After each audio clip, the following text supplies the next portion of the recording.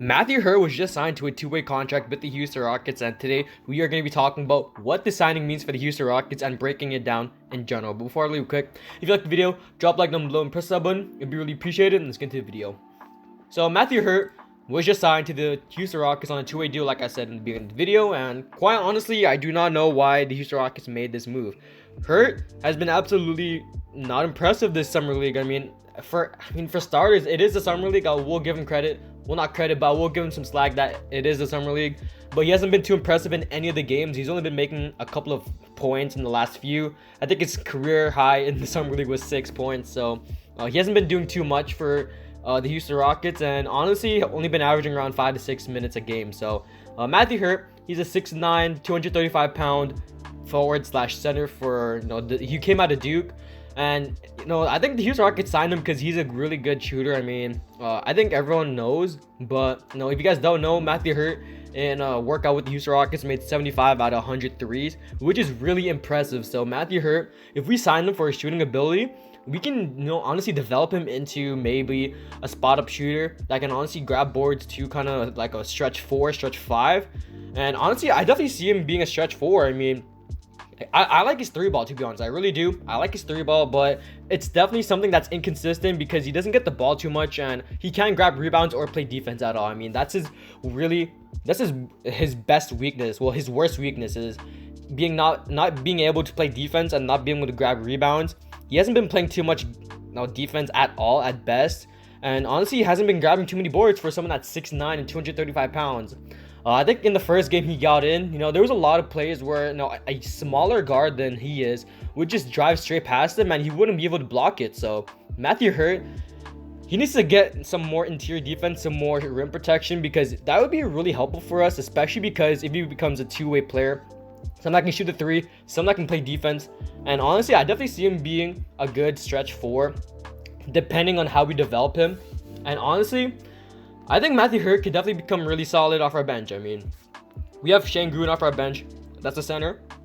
We have Usman Garuba, who's a forward/center. We can play small ball 5 with him. We have Christopher coming off the bench. Maybe Jalen Green coming off the bench. I'm not too sure about that. Probably will make a video pretty soon. But there's a lot of good bench players on the team. And Matthew Hurt, he's definitely not going to see the light of day if he starts playing next season. So because we have all these good players: John Wall, KPJ, obviously Christian Wood.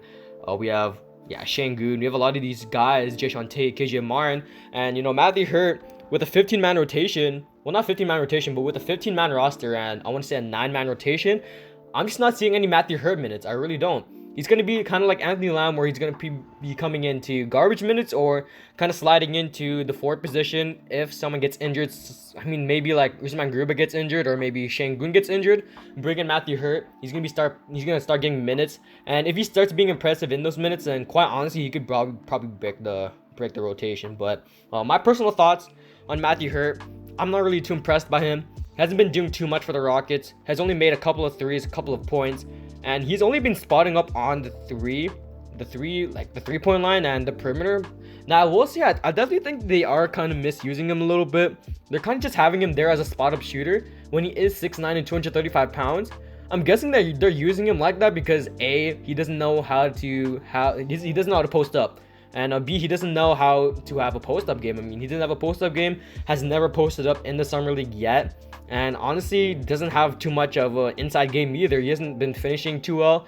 Hasn't been getting shots inside the paint. So, they're kind of just using him as a spot-up shooter, as a good 3-point shooter. Kind of like an Armani Brooks that is off ball. So, Matthew Hurt hasn't been too impressive. I think everyone knows that. Hasn't been too impressive.